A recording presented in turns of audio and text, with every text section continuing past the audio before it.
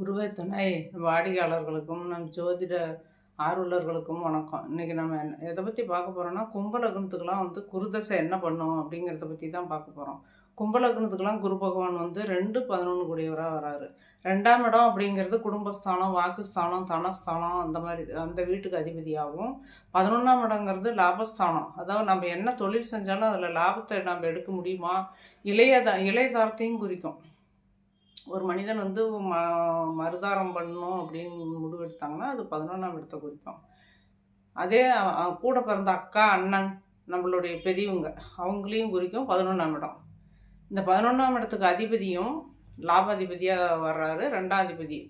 இந்த 2 கிரகங்களும் குரு பகவானாகவே வர்றதுனால இவர் நல்ல இடத்துல நல்லபடியாக இருந்தாருன்னா குரு பகவான் கோடீஸ்வர யோகத்தை கொடுப்பாரு. ஏன்னா 2ஆம் அதிபதியும் 11ஆம் அதிபதியும் எப்பவுமே வெவ்வேறு கிரகங்களாக இருந்து தொடர்பு கொண்டாலுமே கோடீஸ்வர யோகத்தை கொடுக்கும். இவர் குரு பகவானாகவே வர்றதுனால இவர் 2ஆம் இடத்துலேயே ஆட்சி பெற்று இருந்தாலும் 11ஆம் இடத்துல இருந்தாலும் இவர் கோடீஸ்வர யோகத்தை கொடுப்பாரு. அதே மாதிரி இந்த குரு பகவான் எங்கே இருந்தால் என்ன பலனை கொடுப்பாரு அப்படிங்கிறத பற்றி தான் இப்போ நம்ம பார்க்க போகிறோம். அதே குரு பகவான் கும்ப லக்னத்துக்கு லக்னத்திலே இருந்தார்னா இந்த கோடீஸ்வர யோகத்தை கொடுப்பாரு. ஏன்னா பாவ கிரகத்தின் தொடர்பு இல்லாமல் இருக்கணும். தொடர்பு இல்லாமல் இந்த குரு பகவான் லக்னத்திலே இருந்து அந்த தசை நடக்கணும். தசை நடந்தது அப்படின்னா அந்த தசை நடந்து 16 வருஷம் முடியறதுக்குள்ளே அவங்கள பெருத்த யோகத்தை கொடுத்து அனைத்து யோகங்களையும் கொடுத்து கோடீஸ்வர யோகத்தை கொடுத்துருவாரு. அதே மாதிரி 2ஆம் இடத்துல குரு பகவான் இருந்தாலும் அந்த யோகத்தை கொடுத்துருவாரு. குரு என்னென்ன கொடுக்கணுமோ அசையும் சொத்து, அசையா சொத்து, எல்லா சுகபோகங்களையும் குரு பகவான் கொடுக்கக்கூடிய கிரகம்.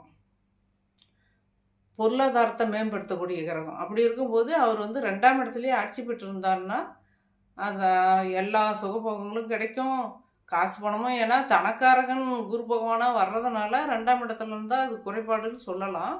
அது அப்படி சொல்லறதுக்கு வழி இல்லை. ஏன்னா 11ஆம் இடத்துக்கும் அதிபதியாக வராரு இல்லையா? அப்படி வரும்போது 2ஆம் இடத்துல இருக்கலாம், தப்பு இல்லை, நல்லாயிருக்கும். கோடீஸ்வர யோகத்தை கொடுத்துருவார். அதே 3ஆம் இடத்துல இருந்தாருன்னா 3ஆம் இடத்துல இருந்தால் புகழ், கீர்த்தி, வெற்றி. 3ஆம் இடம் அப்படிங்கிறது இளைய சகோதரர்களை கொடுக்கும். அது குரு பகவான் அந்த மாதிரி இருந்தால் இளைய சகோதரர்கள் நல்லவங்களாக வருவாங்க, நமக்கு ஒத்துமையாக இருப்பாங்க. அதே மாதிரி நாம் செய்யும் தொழிலில் புகழ், வெற்றி இதெல்லாம் கிடைக்கும். அதே 3ஆம் இடத்துல குரு பகவான் இருந்தார்னா அதெல்லாம் நம்மளுக்கு கொடுப்பார், கெடுதல்கள் செய்ய மாட்டார்.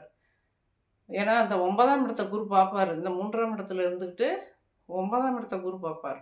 அப்போ அந்த பாகிஸ்தானத்தை குரு பார்க்குறதுனால நல்லாயிருக்கும். நான் 3ஆம் இடத்துல இருந்தாலும் சுகபோக வாழ்க்கை தான். அதே 4ஆம் இடத்துல இருந்தாருன்னா 4ஆம் இடம் என்னென்ன, அது அசையும் சொத்து, அசையாத சொத்துக்கள், கல்வி, மேல் படிப்பு, இது எல்லாமே 4ஆம் இடம் தான் கொடுக்கும். தாய் ஸ்தானமும் 4ஆம் இடம் தான்.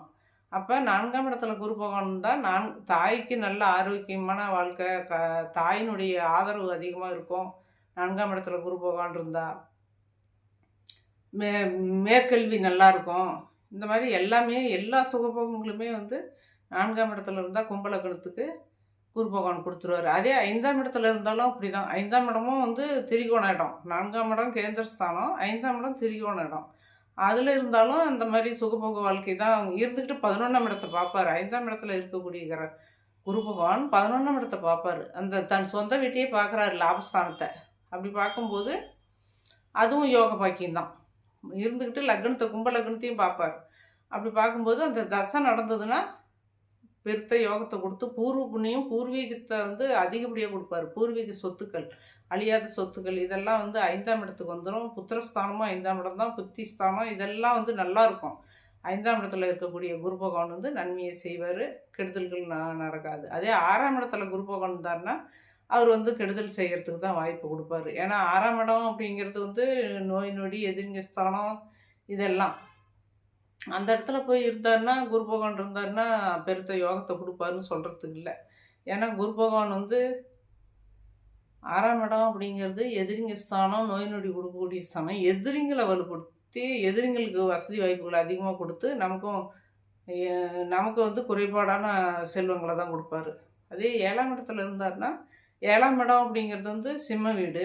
சிம்ம வீடு அரசாங்க உதவி, அரசு பதவி, இந்த மாதிரி இதெல்லாம் அரசியலில் போகிறது இதெல்லாம் வந்து பெரிய அளவில் கொடுப்பாரு. சிம்ம வீட்டில் வந்து குரு பகவான் வந்து இருந்தாருன்னா, குரு பகவான் வந்து சுபக்கிரகம். அவர் சிம்ம வீட்டில் இருந்தாருன்னா இந்த மாதிரி உதவிகள்லாம், அரசாங்க உதவிகள் அனைத்தும் என்னென்ன அரசாங்கத்தில் நம்மளுக்கு உதவிகள் இருக்குது அத்தனையும் கிடைக்கும். அரசியலில் போனாலும் வெற்றி அடைவாங்க. இந்த மாதிரி எல்லாம் கிடைக்கும். அதே 8ஆம் இடத்துல குரு பகவான் இருக்கிறது சரியில்லை.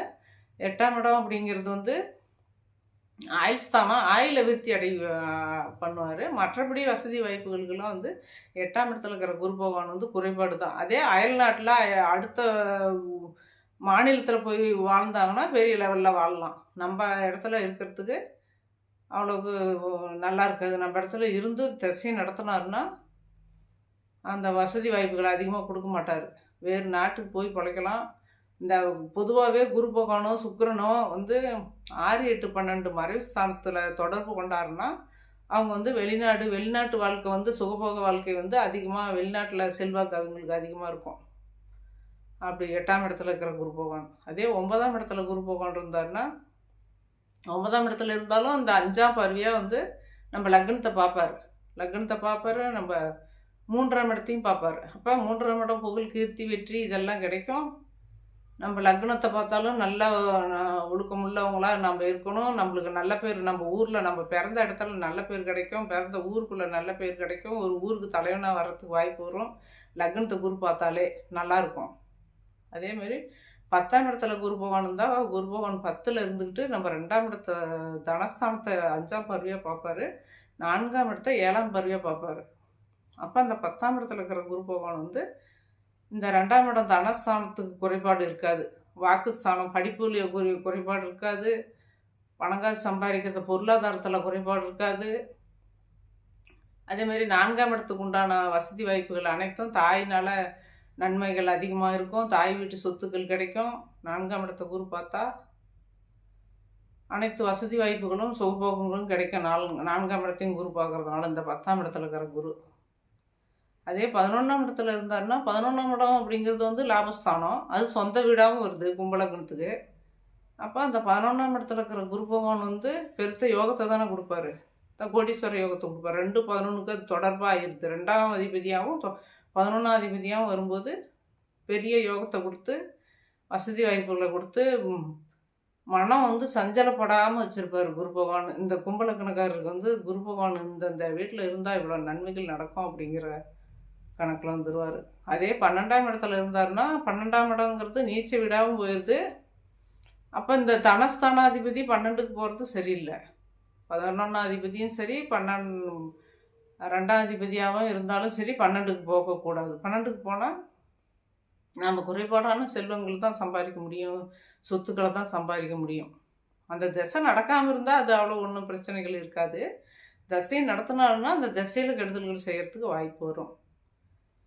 மற்றபடி ஒன்றும் குரு பகவான் வந்து கும்பலக்னத்துக்கெல்லாம் நன்மையை தான் செய்வார். நல்லா இருப்பீங்க. வாழ்த்துக்கள்.